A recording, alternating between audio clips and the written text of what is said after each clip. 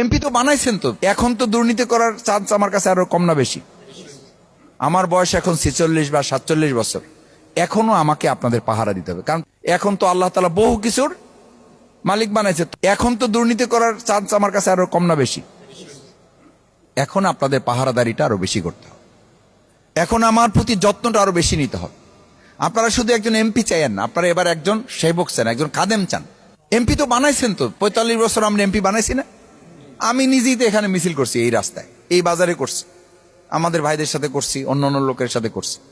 তো আমরা বিগত দিনে এমপি বানাইছি, তো এমপি তো বানাইছি আমরা, তো এবার আমরা একটু চিন্তা করি না যে এবার এমপি বানাবেন, এবার আমরা একজন সেবক বানাই, একজন খাদেম বানাই, এবং সে যেন আমাদেরকে পাহারা দেয়, আমরা যেন তাকেও পাহারাদারি করি। সে চাইলেও যেন খারাপ হইতে না পারে, কারণ সে যখন খারাপ হবে তখন কিন্তু আপনাকে শুদ্ধই হবে, কারণ সে খারাপটা করবে কোত্থেকে।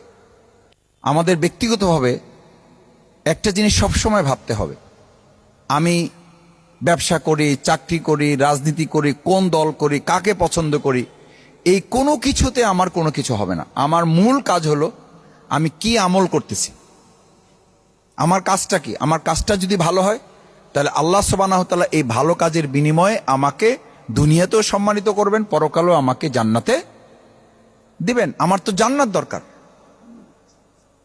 আমার তো জান্নাত দরকার। আজকে এখানে যারা আছেন, আমি আপনাদের কাছে যদি একটা কথা বলি, আমি বসবো না, আমি আপনাদের কাছে একটা অনুরোধ করি। আজকে যে কথা বলতেছি, এই কথা কি 2026 সালে নির্বাচন আসছে, আমি এমপি হয়েছি এই জন্য বলি, না এই কথা 20 বছর ধরে, 25 বছর ধরে বলে আসতেছি? একই কথা, এখনো একই কথা বলি, এখন কোনো ভিন্ন কথা বলি না। একটা বলতে পারবেন না যে আরে মাসুদ মিয়া লম্বা লম্বা কথা বলো, এত ভালো ভালো কথা কও, তোমার চিনি না, তুমি কেয়ারফুলা, তুমি কি করছো চিনি না।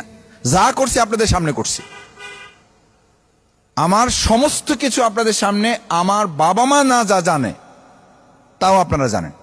বাসা থেকে 2-4টা সুপারি বিক্রি এখানে করতে আসছি, পানের দোকানদার সোজা, হ্যাঁ হ্যাঁ সুপারি বিক্রি করতে আসছি, পানের দোকানদার ইয়াকে বলে দিছে, আব্বাকে বলে দিছে, কয় যে স্যার আপনার ছেলে তো আমার কাছে এসে আজকে 4টে সুপারি বিক্রি করে চলে গেছে। কয় যে কি করবা, ছোট মানুষ হতে বুঝতে পারে নাই। বাড়ি যায় মাকে বলছে, মা তো আর ছাড়ে নাই, মা ঠিকই 2টা বাড়ি মেরে দিছে। বলছে তোমার টাকা লাগবে আমারও বলবা, তুমি সুপারি বাজারে নিয়ে বিক্রি করছো কেন? কারণ তুমি সুপারি বিক্রি করছো, তোমারে ধরার মতো লোক আমরা পারবো না, কিন্তু বাজারে তো যার কাছে বিক্রি করছো হেরা বুঝছে যে দেরাজখার ছেলে তো এই কাম করার